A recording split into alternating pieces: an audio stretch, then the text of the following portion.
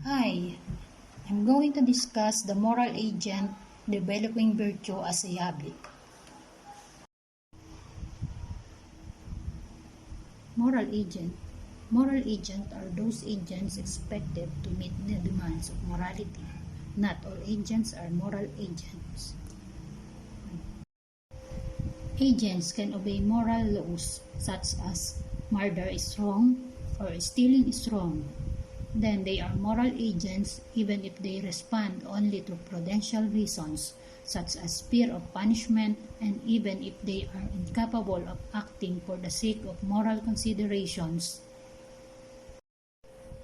A moral agent is a person who has the ability to discern right from wrong and to be held accountable for his or her own actions.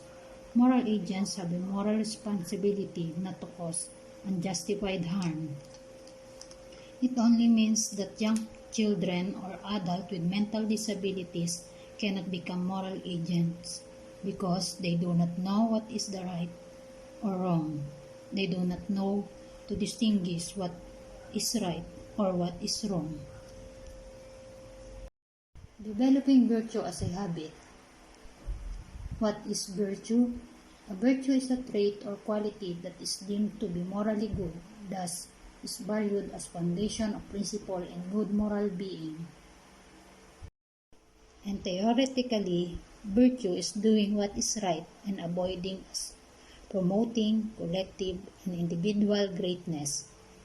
To become virtuous, we should acquire the right sort of habits and desires in childhood.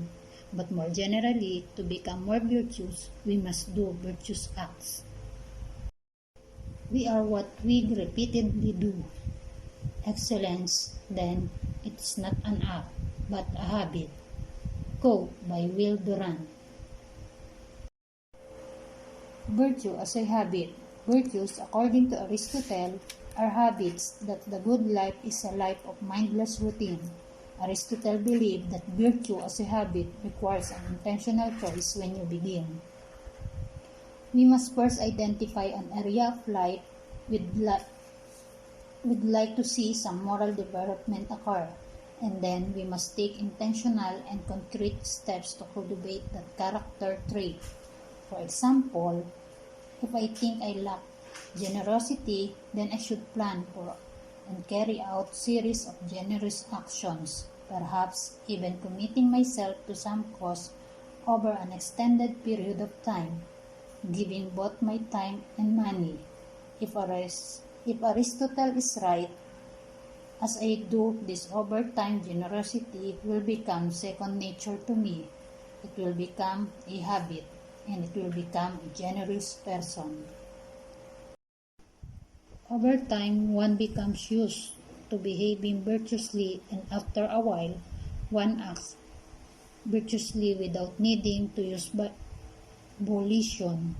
You have virtues, it's now part of you and how you act.